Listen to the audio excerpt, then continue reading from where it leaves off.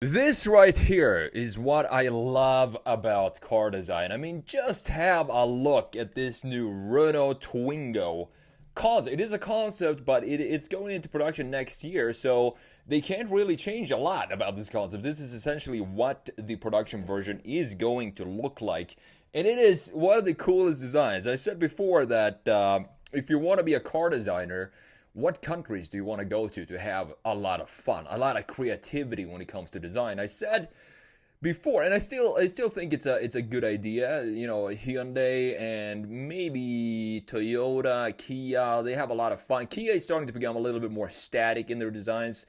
But now I'm starting to switch over to France here because Renault and Peugeot and Citroën as well, they're making some great looking designs. I mean, they just dropped the Renault 5 concept as well, which is one of the coolest retro designs I've ever seen. So what we're gonna do in this video is have a look at this Renault Twingo. I know it's not an American car, but I just had to make a video on this anyway because I think it deserves it. I think it deserves a lot of attention because this is exactly what I want to see. So before we jump into Photoshop here, let's check out what this Renault Twingo concept is all about. So from this article from Car Scoops, of course, I'm going to link it down in the description. So Renault's updated Twingo concept hints at New Year's 20,000 euro EV. The revamped Twingo E-Tech concept features revised styling and a minimalist interior. And when we talk about, city EVs, this is the type of EVs that will bring out some joy when you see them. Because if you grew up in the 80s, the 90s, actually I think the first Twingo came out, I'm not entirely sure, maybe late 90s or something like that. But we had a bunch of these Twingos in Sweden when I was growing up. And you can clearly see that this is a modern interpretation of that. And I love that about this design. So it's previewing the upcoming production model. Renault also gave us the first look inside, revealing a 7-inch cluster and a 10.1-inch infotainment screen system. Now they say that this interior is minimalistic, but I don't think so. I think this is a good looking interior, very very funky, very colorful, and very fun interior. It will be launched next year and cost about 20,000 euros, which is almost the same dollar amount, $20,474. What a great price for a great design. Now, essentially an evolution of last year's concept. The latest version of the car has 3D printed bumpers with honeycomb pattern. They're joined by new air intakes, and I'm going to show you the air intakes on the hood. Definitely takes inspiration from the original Twingo. And these intakes adopt a more squared off shape. The changes continue further back, as we can see. Production style mirrors and door handles, and this is the reason why I think this is pretty much what the production version is going to look like, almost identical to that. I really hope so. I also hope that they're going to keep this stance that we have right here, looking very cool. They're joined by revamped fender flares and new taillights as well. So check this out, this design. This is a design that when you look at it, I've always said that when you approach a car and you look at the face of a car, you want it to have a personality. You want it to give some sort of emotion or feeling when you look at it. And I mean, if we just look at the front end of this one right here, this is just a happy face to me. And I think we need more of these styling car designs where not everything needs to be so aggressive and so angry in the front face.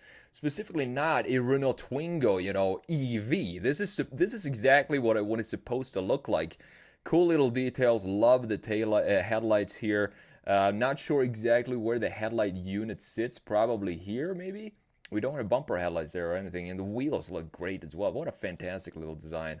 So while the exterior updates are notable, Renault has given us a first look inside, and they say it reveals a minimalist cockpit with a spacious and functional layout. You can see it right about here. And again, I don't think this is a particularly, it's not really minimalistic. There's a lot of things going on here, and it looks beautiful.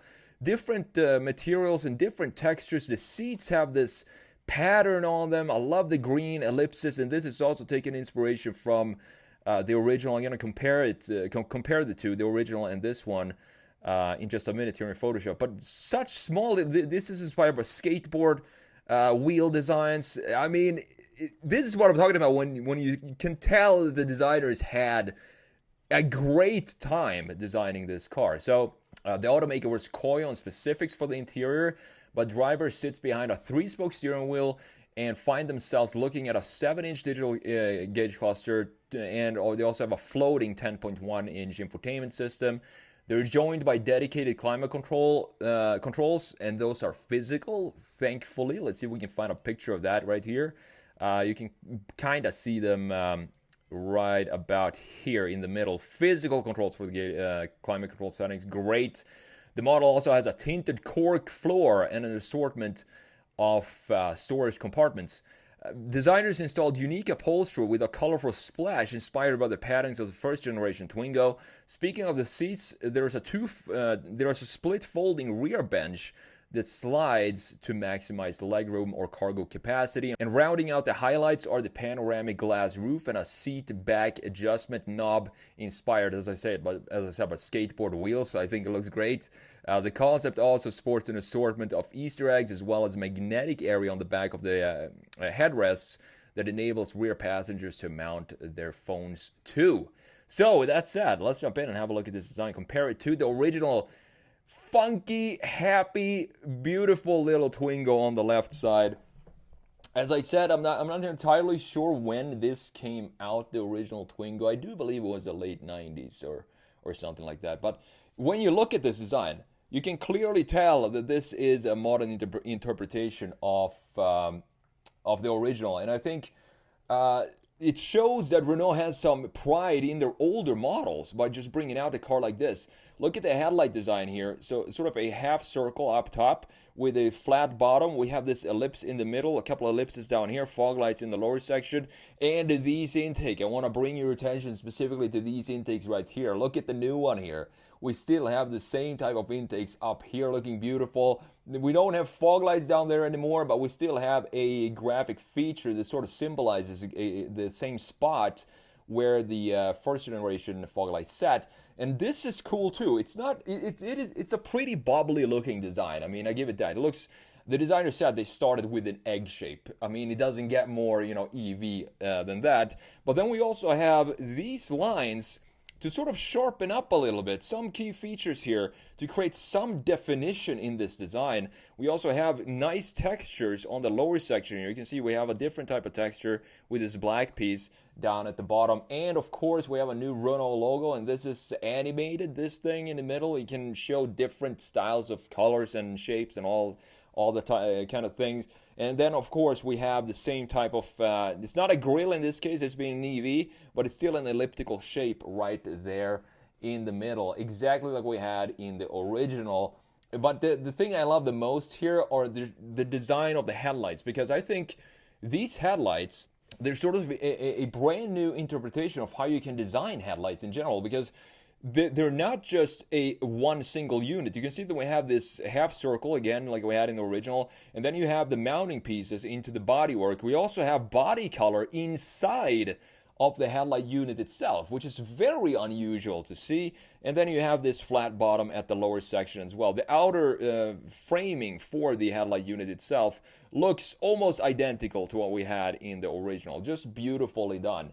Looking at the side view here, classic, French city car. These proportions, you can see how the A-pillar goes straight down into the front end. We have one single box design, but super easy to sketch this car. Small wheels, so you can see how the wheels are pushed out like the original Mini into the corners of the car to create maximum interior space in this small of a package. Beautiful car. We also have a round door handle here, which looks very cool. Super simplistic design, but still one sharp line here. You do have a shoulder line. You can barely see it here, but it is existent right here, going through the entire car. Looking at the new one here, super sporty and funky design. This would be if they made a sort of a sport model of this, it would be a very, very, I bet you it would be a great car to drive, just because of the wheelbase and how the wheels, again, are just stretched out to the very corners of the proportions itself of the package. And I love these wheel designs. Even though they are covered up like this, it has a clear sort of connection to the rest of the body with these funky designs of the wheels. And the bodywork itself, very clean. We have some subtle surfaces here in the middle, and we have this lower section again that just carves out a little bit of this mass in the lower section down here, and rounded designs all over. And one detail I love here is if you look at the A-pillar, we have a line that goes right here, and then sort of has a bit of a sharp angle or a crease right here before it meets the hood. I think it's a stunning looking design, this thing, and this is definitely a project that would have been a lot of fun to be a part of. We still have this line that goes straight from the A-pillar, of course, down into the front end with these headlights sticking out like frog eyes in the front end. The rear end, we have the similar treatment here, of course, for the taillight, but super sporty and super funky looking design. That I think that I'm a huge fan of. Now looking at the rear end, similar styling here to modernize the original one with the half circle taillights, and we also have half circle taillights here on the on the new EV.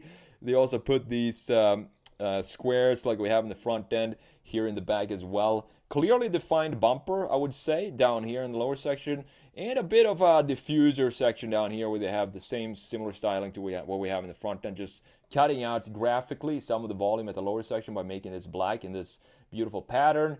We also have an elliptical, not an elliptical, but you can see how this protrudes. The rear window has a framing around it, protruding out of the car. You can see it here in side view better, how much this chamfer protrudes and houses the glass for the rear window. Funky design. The funky is the word I would describe this car. Now looking at the interior, some inspiration from the original with all the elliptical vibes that we have. For example, this one right here, I'm not sure what this shape is called. It's not an an ellipse, of course, but it is a rectangle with rounded corners. We have some data or maybe a display up there. You can see manual transmission back in the day. You have physical control. I just love old interiors like this because it's just straight function and nothing unnecessary in these interiors. But the gaps, the panel gaps, they were a little bigger back in the 90s for sure. And the quality maybe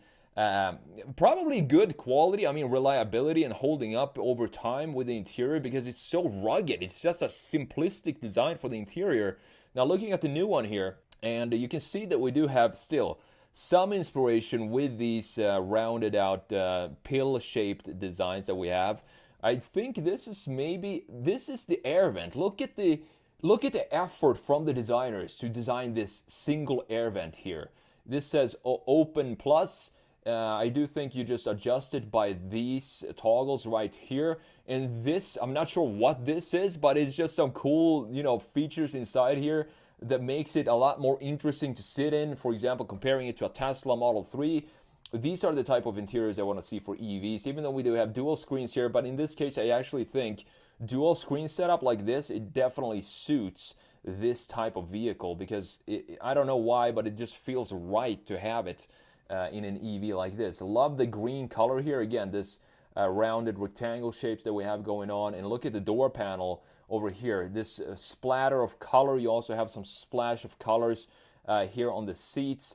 Super funky design. And this one, in addition to the Renault 5 concept, that I do believe that maybe they already put that into production. But I think Renault right now is just crushing it when it comes to creating very, very fun and funky designs based on old legendary models that weren't really, they were big sellers, of course, for the brand, but they're not like super exclusive sports car. You don't need to do that. You can just take old design. Imagine if BMW and Mercedes did the exact same thing as Renault is doing right now with their old 190 Mercedes or maybe the old E39 5 Series and just modernize those designs into cars like this. Can you imagine how many more cars BMW and Mercedes would sell if they did that? So kudos to Renault, and I look forward to, hopefully when I'm over in Europe next time, I hope I get to see some of these designs out on the roads.